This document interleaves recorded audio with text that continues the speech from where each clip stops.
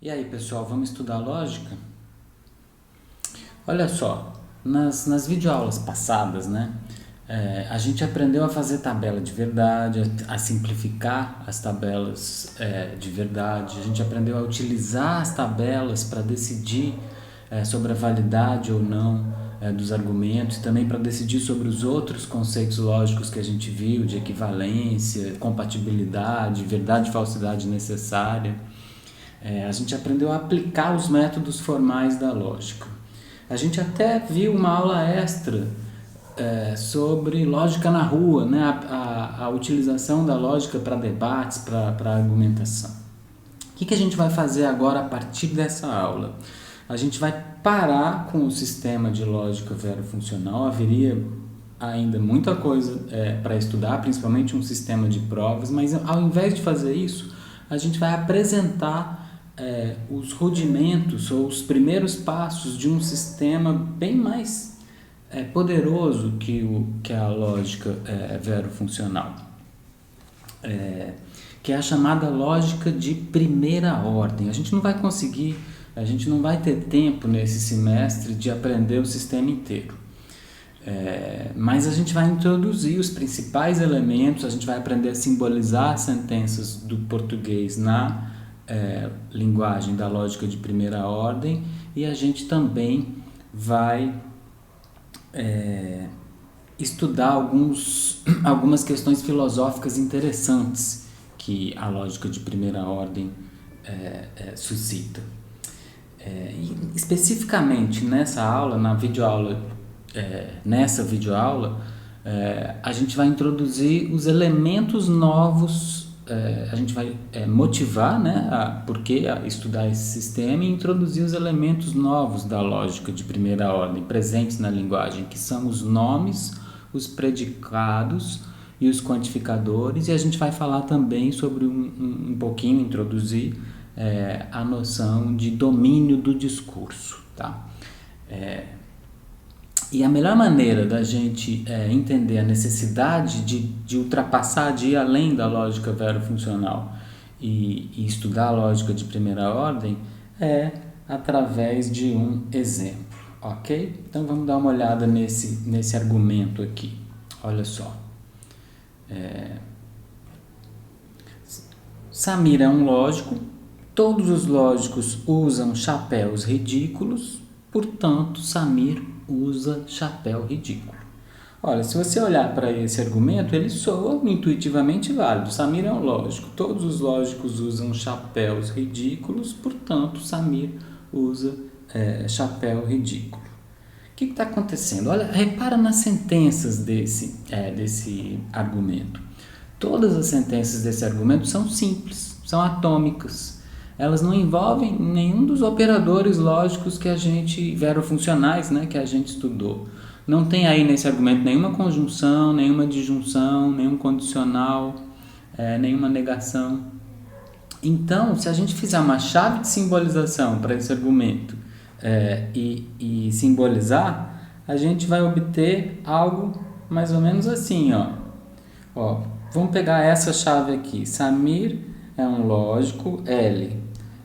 T, todos os lógicos usam chapéus ridículos. R, Samir usa chapéu ridículo. Olha, eu peguei simplesmente as sentenças simples e dei uma letra para cada ela. Acontece que essas sentenças simples são exatamente as premissas e a conclusão do argumento. Então, se a gente pegar essa chave de simbolização, esse argumento aqui fica simbolizado assim. Premissa 1, L, premissa 2, T, conclusão R. Olha, é claro que esse argumento simbolizado é inválido, olha só. Se a gente fizer o seguinte, vamos fazer aqui. Vamos colocar as letras L, T, R, tá?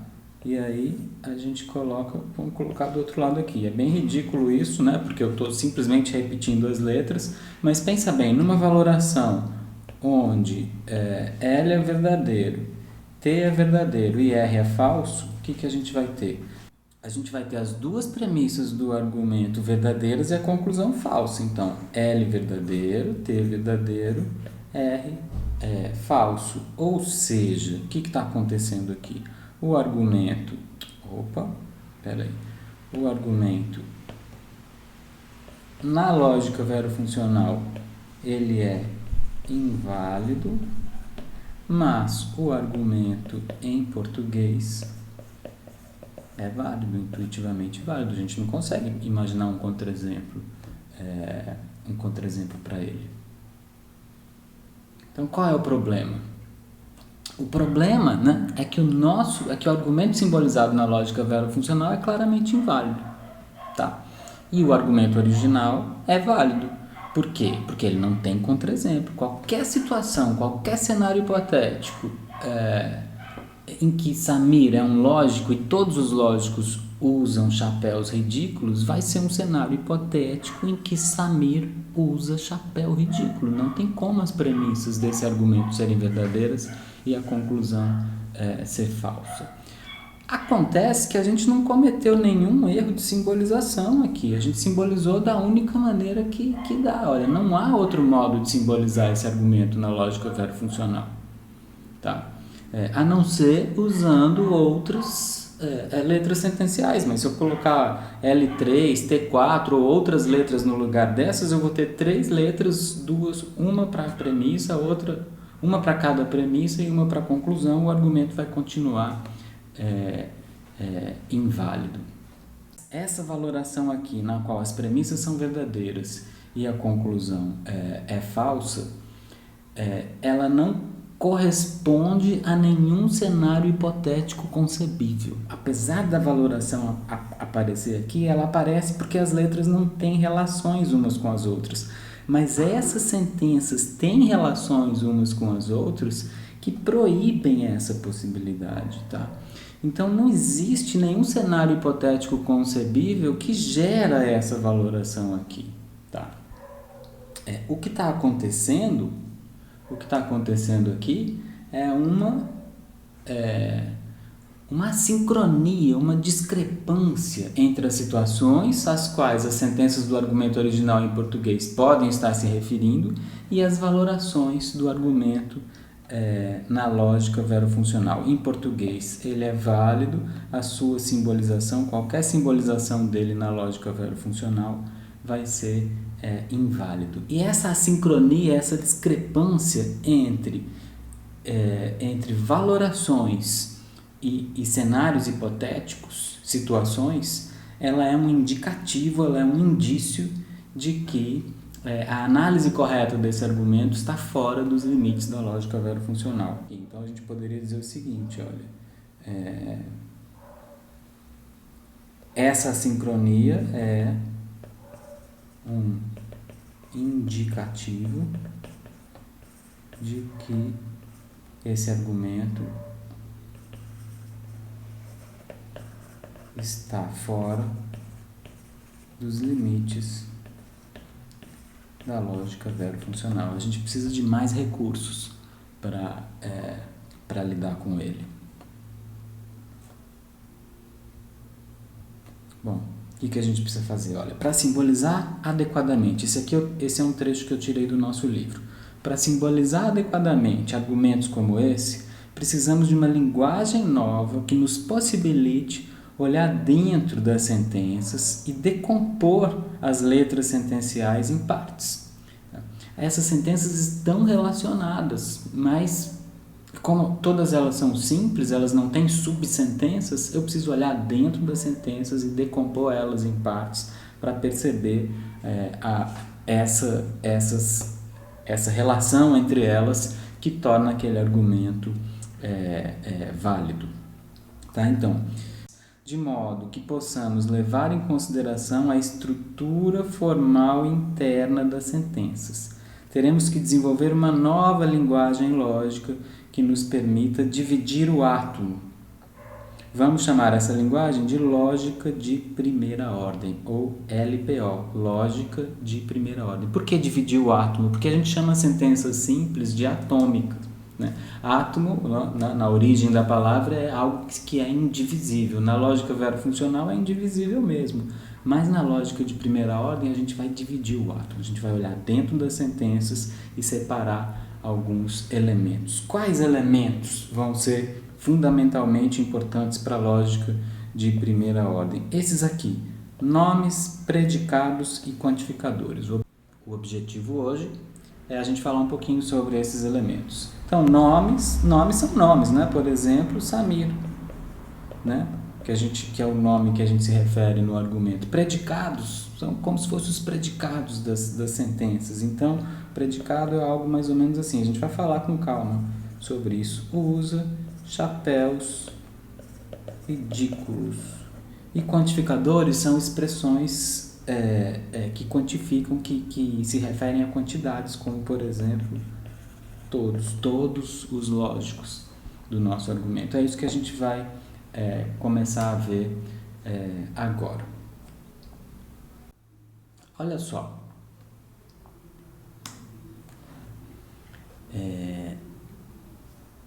Termo singular. O que significa a expressão termo singular para as línguas em geral? Termo singular é uma palavra ou uma expressão que se refere a uma pessoa, a uma coisa, a um lugar, a um evento específico. É uma palavra referencial que tem especificidade. A palavra cachorro, por exemplo, deixa eu escrever aqui. Cachorro. Cachorro não é um termo singular.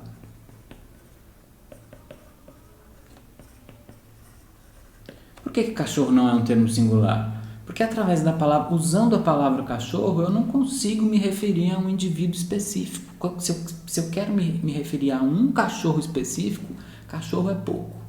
Tá? Cachorro é pouco. Eu tenho que dizer, pelo menos um artigo eu tenho que colocar o cachorro, ou então chamar o cachorro pelo nome, ou então dar uma descrição do cachorro. Então, o cachorro não é um termo singular. A palavra cachorro é um termo geral. Termo geral. Já a seguinte expressão, olha. O cachorro de Felipe. O cachorro de Felipe é, sim, um termo singular. É termo singular. Por que cachorro de Felipe é um termo singular? Porque o cachorro de Felipe é uma descrição que se refere a um cachorro específico. Através dessa expressão aqui, o cachorro de Felipe, eu consigo me referir a um indivíduo específico. É um termo singular do tipo que a gente chama de descrição. Descrição. Existe outro tipo de termo singular também. Por exemplo, suponha que o cachorro de Felipe chama Beto. Tá? Beto é um termo singular. É um termo singular, tá? Ele é um nome próprio. Nome próprio. Beto é um termo singular, é um nome próprio. Ele se refere a um indivíduo específico, tá?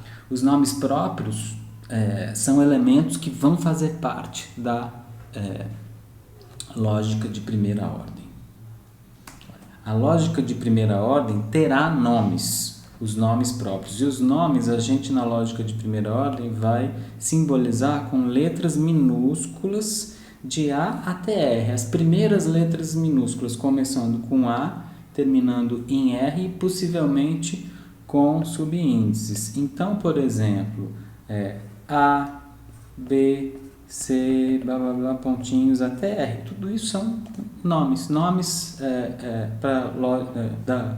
na lógica de primeira ordem. A1, F32, J320, C4, M8. Tudo isso são nomes, tá? Nomes vão ser simbolizados por letras minúsculas, possivelmente com subíndices. E os nomes da LPO, as letras minúsculas com subíndices da lógica de primeira ordem, eles são similares aos nomes próprios do português, ou seja, eles identificam, eles referem-se aos a entidades particulares sem descrevê-las. É uma referência direta. Tem uma diferença importante entre os nomes do português e os nomes na lógica de primeira ordem. A gente sabe que em lógica a gente tenta evitar a ambiguidade ao máximo. Se eu digo o nome, por exemplo, José da Silva, nome e sobrenome, é nome de muita gente, muitas pessoas são homônimas, têm os mesmos nomes, né? José da Silva é um nome há muitos homônimos com este nome, muitas pessoas que têm o nome José da Silva. Em português isso pode ser um problema, a pessoa tem um RG e tal, mas em geral o contexto resolve essa ambiguidade. Quando a gente diz o nome e sobrenome, o contexto indica para a gente qual deve ser a referência correta e a gente evita os homônimos. Na lógica de primeira ordem a gente não pode deixar as coisas para o contexto. Não, ela não admite, a lógica de primeira ordem não admite ambiguidades. Então, um nome, também chamado de constante individual, desculpa, um nome, também chamado de constante individual, ele, na lógica de primeira ordem, tem uma e apenas uma referência. Não posso ter mais de um elemento ao qual um nome se refira, certo? Bom, na lógica de primeira ordem, tanto quanto na lógica verofuncional, a gente vai ter chave de simbolização para nos ajudar a simbolizar as sentenças do português. E a gente precisa incluir nas chaves de simbolização esses elementos novos que a gente está colocando na lógica de primeira ordem. A gente diz que ela vai ter nomes e predicados e quantificadores. Os nomes e predicados a gente vai precisar colocar nas chaves de simbolização. Então, a maneira de fazer isso é mais ou menos óbvia, tá? Eu vou dar aqui um exemplo. Então, sei lá, eu vou reservar, a letra minúscula E eu vou reservar para o nome Emília, tá? A letra minúscula G eu vou reservar para Glória e a letra minúscula M eu vou reservar para Marcelo. Então, na nossa chave de simbolização, todas as vezes que a gente for usar a lógica de primeira ordem para analisar um argumento em português, uma situação em português, a gente vai construir uma chave de simbolização e a gente vai fazer essa legenda aqui, relacionando os nomes, ou seja, as letras minúsculas que a gente vai usar para constantes individuais, para os nomes, com os indivíduos que a gente quer que eles façam, que essas letras façam referências, tá? Então, é assim que a gente amplia as nossas chaves de simbolização com nomes. Olha só. Mas além de nomes, a lógica de primeira ordem tem também predicados. Antes de falar dos predicados da lógica de primeira ordem, o que é um predicado numa linguagem qualquer? Olha, predicados são expressões que atribuem propriedades aos termos singulares, tá? Então, nas linguagens em geral, um predicado é uma expressão que atribui propriedades aos termos singulares. Por exemplo, na sentença, se eu escrever assim,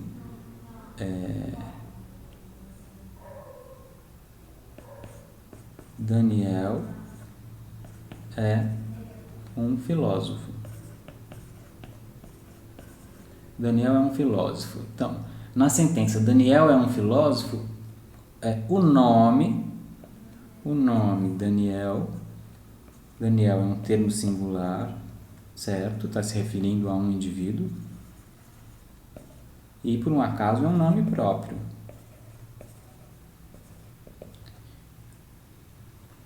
Então, o nome Daniel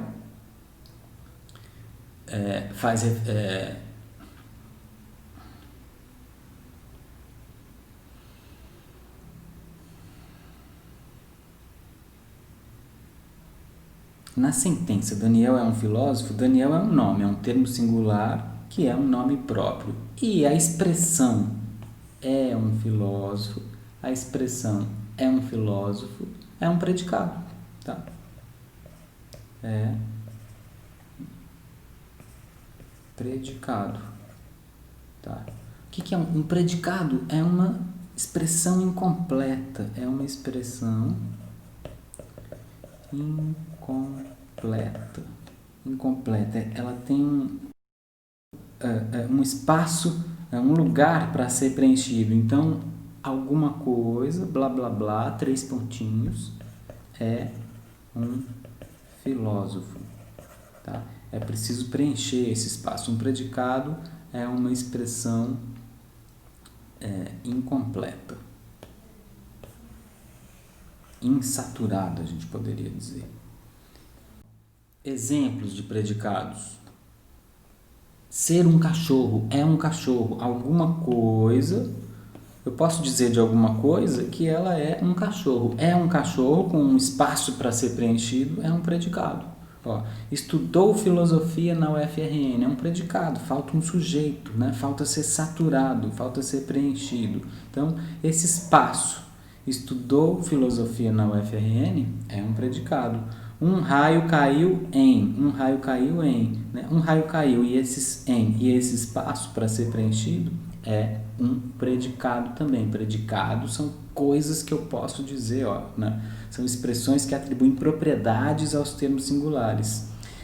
Um raio caiu na árvore tal, em João da Silva, atribui uma propriedade a um termo singular. Olha, quando preenchemos, se a gente preenche a lacuna de um predicado com um termo singular, a gente obtém uma sentença. Então, se eu pego esse primeiro aqui, é um cachorro, e preencho com Beto, o nome do cachorro do Felipe, eu obtenho aqui uma sentença. Então, eu posso escrever assim, ó. Beto é um cachorro. O que eu fiz? Eu peguei um nome, tá? E preenchi a lacuna do predicado é um cachorro com esse nome e obtive uma sentença. Certo?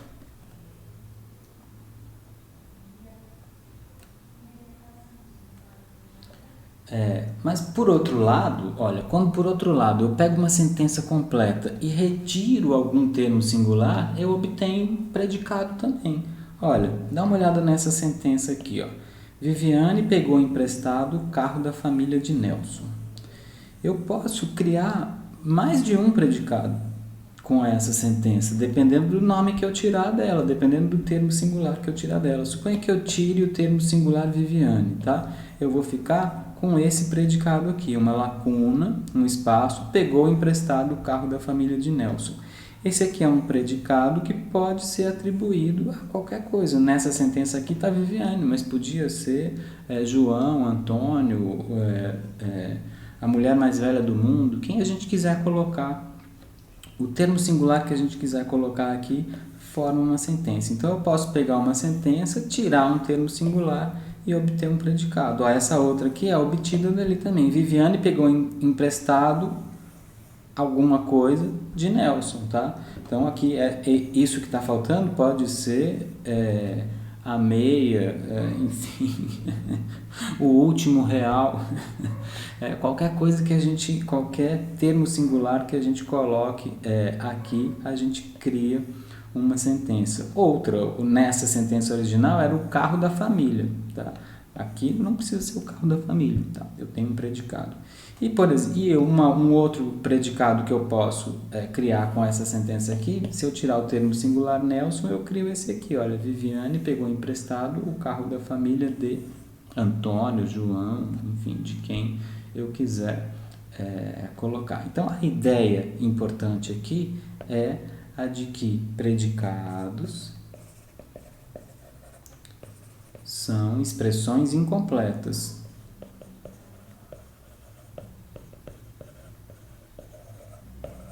São expressões incompletas que têm lugares, espaços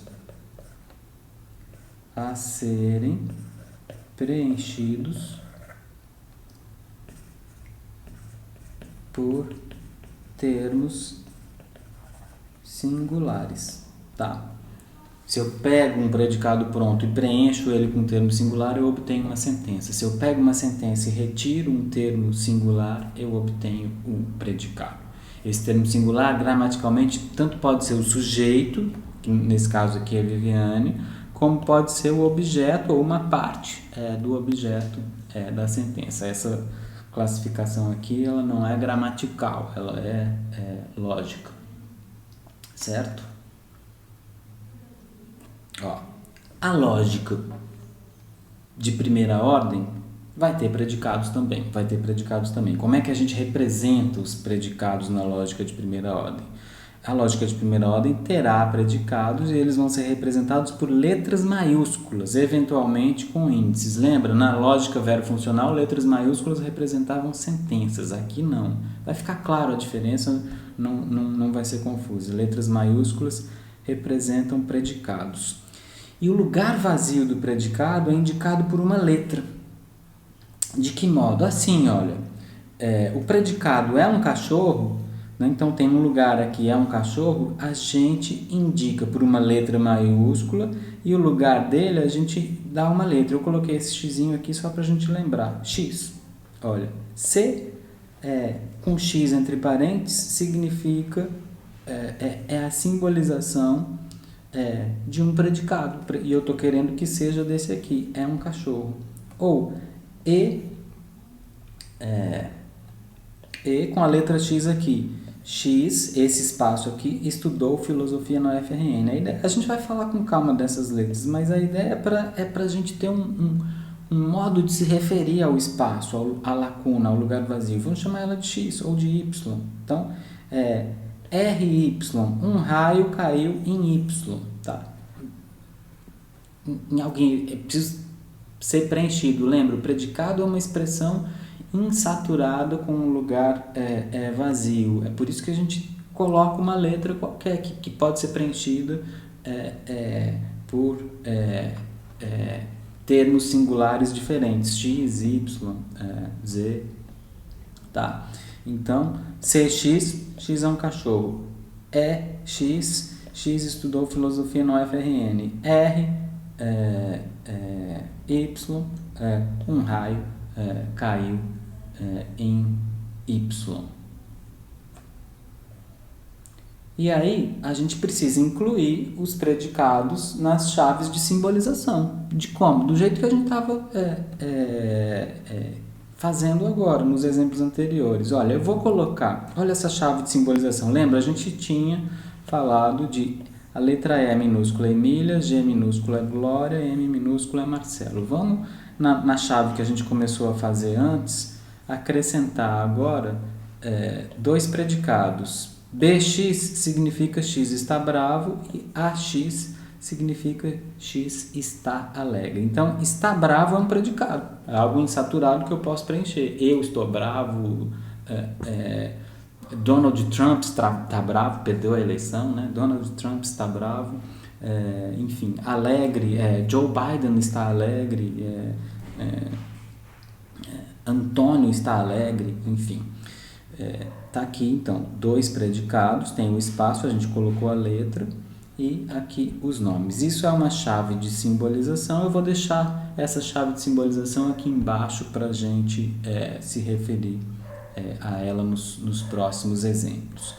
Olha, com isso, com nomes e predicados, eu já consigo simbolizar sentenças simples através desses elementos, olhando para dentro delas. Então, se eu digo, por exemplo, Emília está brava, olha, quem que é Emília? Emília tá? Na nossa chave de simbolização. E brava é B, X. Então, como é que eu digo Emília está brava? Eu nem preciso fazer, vocês já devem conseguir, ó.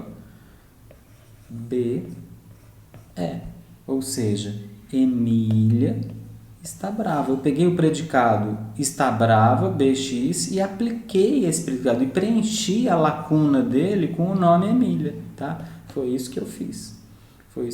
Essa é a mesma coisa que se eu tivesse escrito aqui Emília em português. Glória e Marcelo estão bravos. Olha, Glória e Marcelo estão bravos, lembra da lógica verofuncional. Glória está brava e Marcelo está bravo. Bom, como é que eu digo que Glória está brava? Do mesmo jeito que eu disse que Emília está brava. Eu pego o predicado bravo e preencho ele com o nome de Glória. O nome de Glória é G.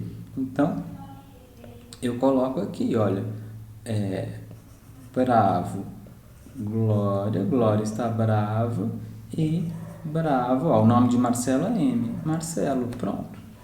Glória está brava e Marcelo está bravo. Olha a terceira sentença aqui. Se Emília está brava, então Glória e Marcelo também estão. Vocês estão percebendo que a lógica de primeira ordem não joga fora as coisas que a gente aprendeu na lógica verofuncional? Não joga, a gente está ampliando a lógica verofuncional. Tudo que a gente estudou lá vai valer aqui também.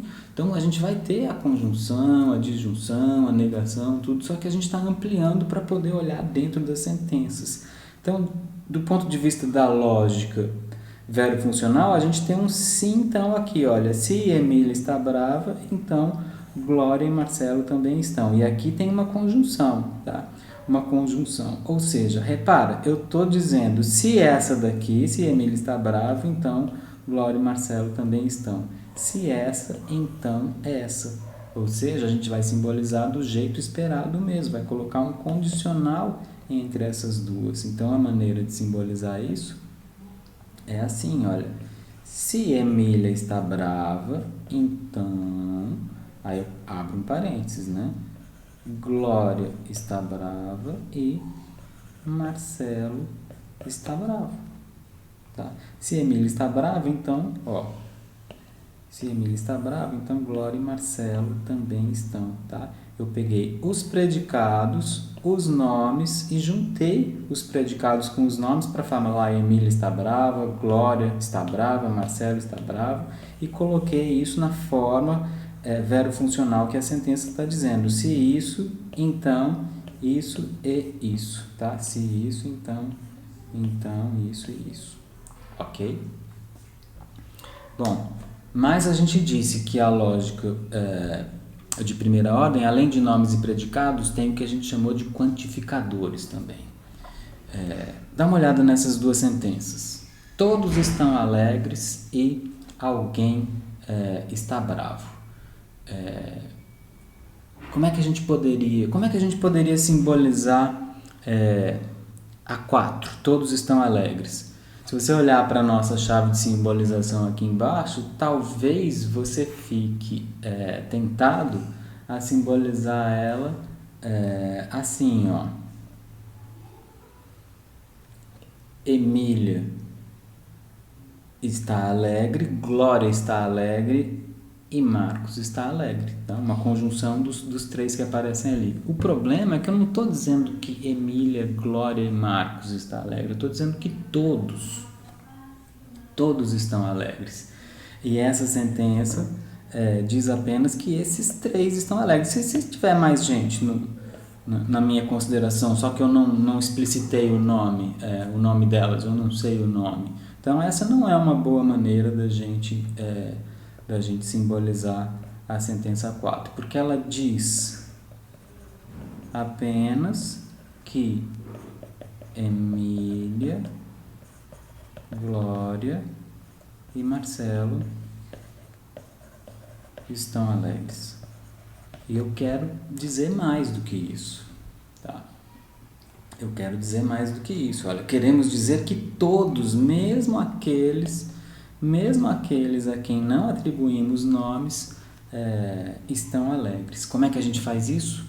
A gente usa um símbolo novo, um elemento novo que vai fazer parte da lógica de primeira ordem, que chama quantificador universal. E o símbolo do quantificador universal é esse aqui, ó. Talvez vocês já tenham visto isso em aula de matemática. Para todo x, aquele para todo. Aliás, o nome do nosso livro é Para Todos, com x, né, do gênero neutro. É uma brincadeira com a ideia do para todo x desse símbolo aqui. Então, esse símbolo aqui é um quantificador universal, o quantificador universal que a gente vai usar para simbolizar essa ideia de todos. E como é que a gente faz isso? A gente faz isso assim, ó. Todos estão alegres, a gente vai simbolizar dessa maneira aqui, usando a nossa, alegre, né? É A. Olha aqui na cola da nossa chave de simbolização. E todas as vezes que a gente usa, sempre que a gente usa um quantificador, a gente vai colocar uma variável do lado, porque é assim que a lógica de primeira ordem funciona. Olha, a gente já viu que os predicados precisam de variáveis, precisam de letras para ser preenchido. Quando tem um nome ali, se eu quero dizer que Glória está alegre, eu digo a Glória. Mas se eu quero dizer que todos estão alegres, eu digo para todo X, qualquer que seja X está alegre. Essa é a maneira da gente dizer que todos estão alegres. Então, um quantificador sempre é seguido de uma variável. Olha, variável já é um elemento novo que vai ser parte da nossa linguagem. Os nomes são as letras minúsculas do começo do alfabeto, de A até R, possivelmente com índices. E as variáveis são as últimas letras do alfabeto, de S a Z. S, T, U, V, W, X, Y, Z. A gente tem 8 letras, mas com quantos índices a gente quiser, a gente tem um montão de variáveis infinitas variáveis, tá? Então, como é que a gente faz? A expressão para todo X, tá? Quantificador universal seguido de uma variável qualquer, eu estou colocando X, que é o que a gente usa mais comum, mas podia ser Y, Z ou V7, qualquer coisa. Para todo X, você pode colocar qualquer coisa no lugar do X.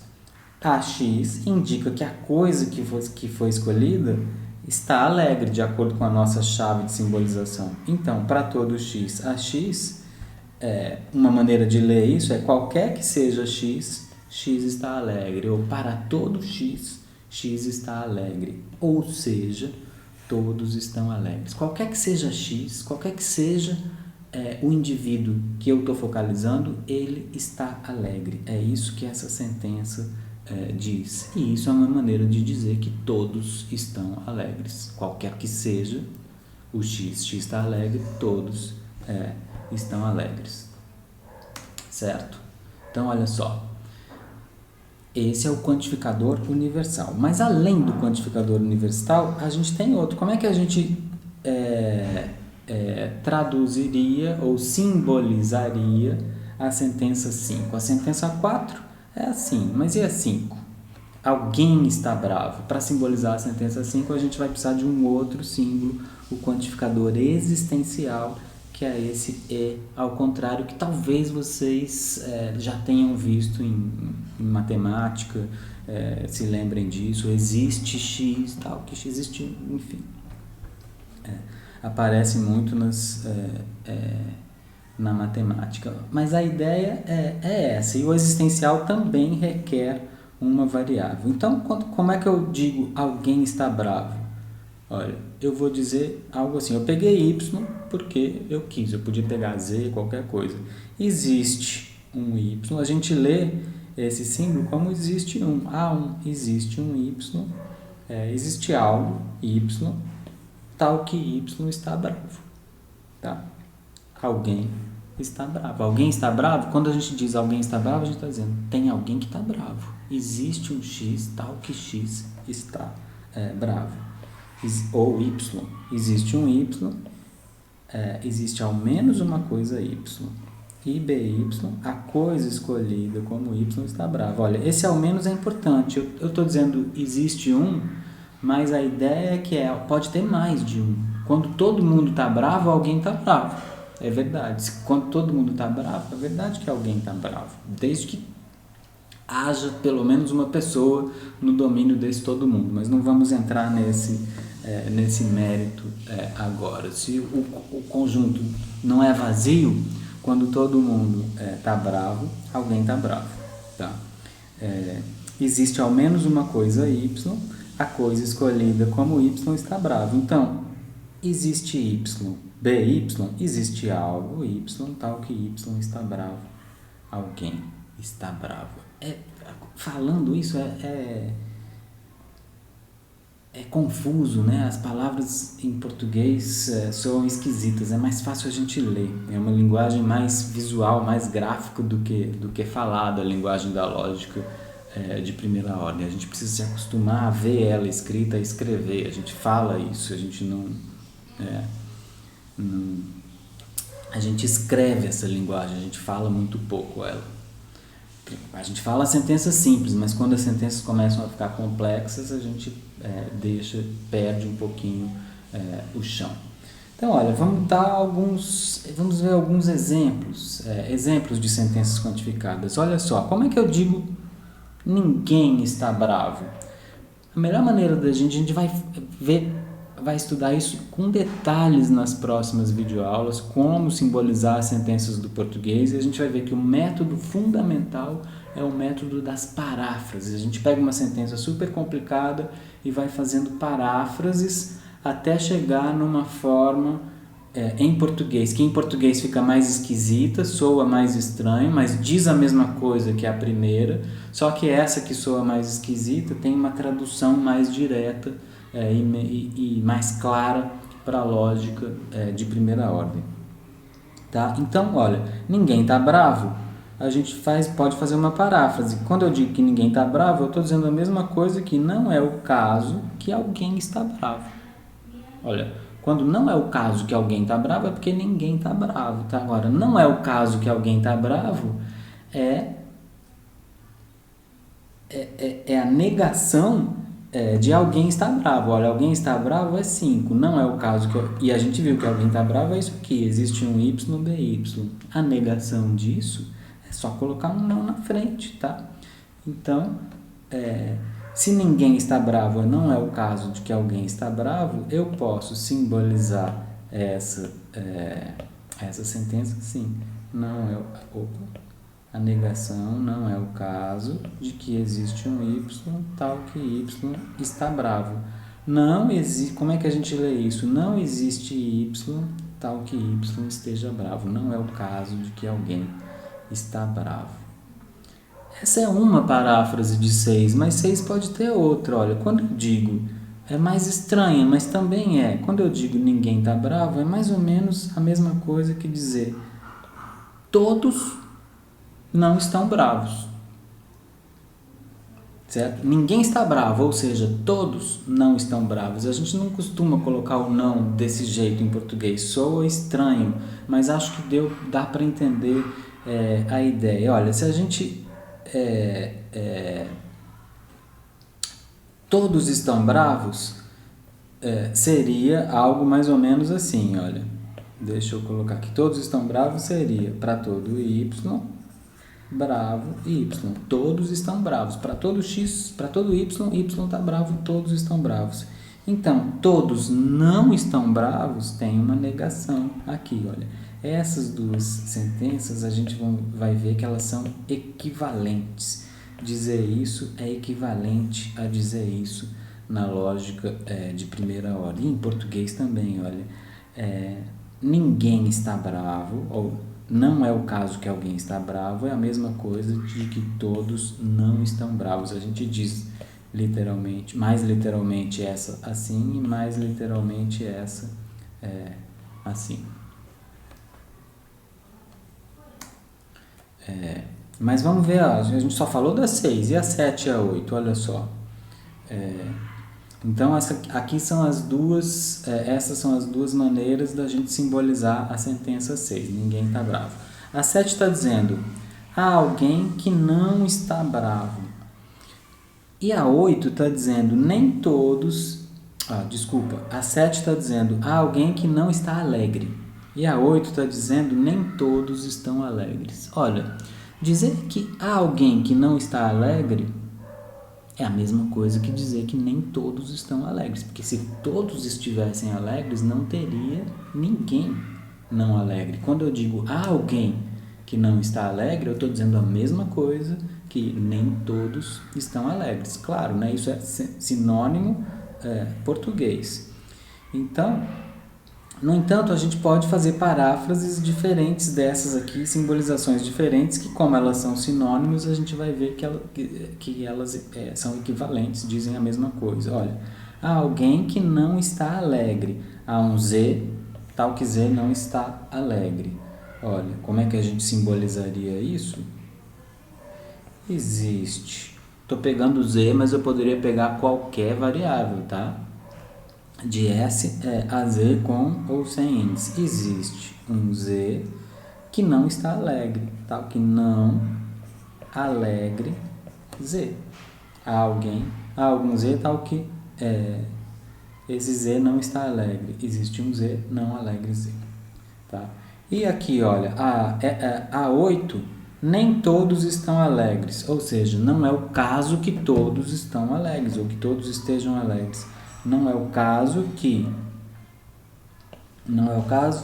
que qualquer que seja Z, Z está alegre. Ou seja, não é o caso que para todo Z, Z está alegre. Tá? Olha, eu recomendo vocês leiam com calma o capítulo 15. Essa videoaula não tem exercícios. E é mais fácil quando a gente não ouve, a gente lê e vai acostumando essa tradução na leitura, tá? Recomendo fortemente vocês lerem se vocês estiverem confusos com eu falando tanto aqui para vocês, tá? Ó, e pronto, então a gente falou sobre nomes, sobre predicados, elementos, né, da lógica de primeira ordem, nomes, predicados e os dois quantificadores, o universal e o existencial. Ainda falta um elemento que não é uma parte da linguagem, mas é parte, componente da linguagem, da comunicação, que é o seguinte, olha. Então, pegando aqui a nossa chave, B está bravo, X está bravo, A de X é X está alegre. O predicado bravo e o predicado alegre. Então, quando eu digo para todo X, A de X, né, universal X, A X, predicado X, eu estou simbolizando todos estão alegres. Qualquer que seja X, X está alegre. Todos estão alegres. Mas tem uma pergunta crucial aqui, olha. Quem faz parte desse todos?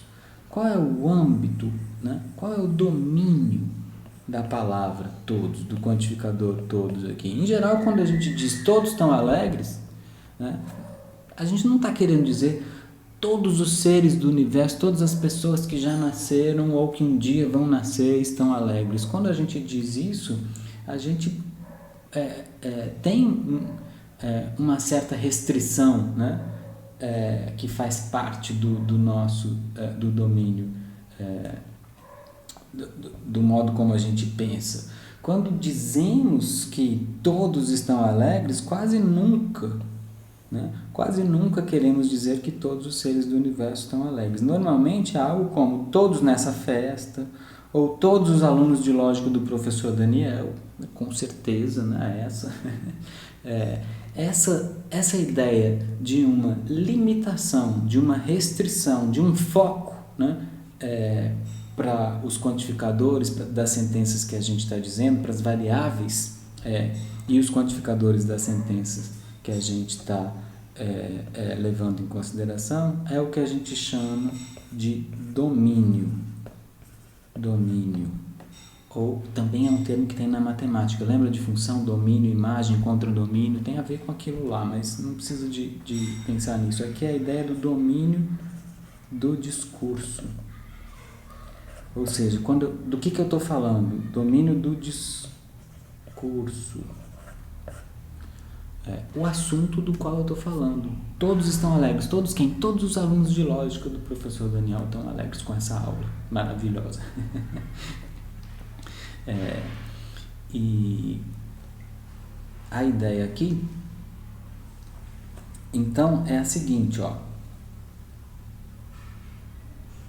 Como é que a gente poderia definir domínio? Domínio é a coleção das coisas sobre as quais estamos falando. É a coleção das coisas sobre as quais estamos falando. incluímos o domínio, a gente precisa incluir o domínio na nossa chave de simbolização, para a gente saber o contexto, né? Para eu poder dizer, quando eu digo todos estão bravos, todos estão alegres, nas sentenças que a gente veio dando como exemplos, para a gente saber sobre quais coisas nós estamos falando. Então, por exemplo, eu posso pensar no domínio como sendo as pessoas em Caicó. Olha, quando eu digo todos estão alegres, segundo esse domínio, eu estou me referindo a todas as pessoas em Caicó. Todas as pessoas em Caicó estão alegres ou estão bravas, então eu preciso colocar na minha chave de simbolização. Então, mágica, eu coloquei aqui o domínio as pessoas em Caicó na nossa chave de simbolização para falar. Então, vocês já sabem que Glória, Emília e Marcelo são pessoas em Caicó para fazerem parte do domínio. Então, o alcance dos quantificadores fica limitado ao domínio estabelecido, Fica limitado. Quando eu digo todos estão alegres e estou admitindo um domínio como as pessoas em Caicó, olha, se você está em Natal, se você está em Paris, não é de você que eu estou falando. Estou falando das pessoas em Caicó. Você não faz parte do domínio do discurso da minha afirmação. Esse domínio do discurso precisa estar absolutamente claro para a gente não fazer confusão na lógica de primeira ordem. Então, quando eu digo para todo X, uma vez que eu estabeleci esse domínio, eu estou dizendo toda pessoa em Caicó é tal que. Quando eu digo existe X, eu estou dizendo alguma pessoa em Caicó é tal que. Olha, e existem, para finalizar, existem duas restrições muito importantes que os domínios na lógica de primeira ordem têm, eu só vou citar elas aqui, mais para frente a gente vai falar um pouquinho sobre elas, porque elas têm consequências filosóficas bem interessantes. Primeiro, os domínios não podem ser vazios. Todas as vezes que eu proponho um domínio do discurso e vou formalizar sentenças na lógica de primeira ordem, esse domínio do discurso não pode ser vazio, Não pode ser vazio. Tem que ter pelo menos um elemento.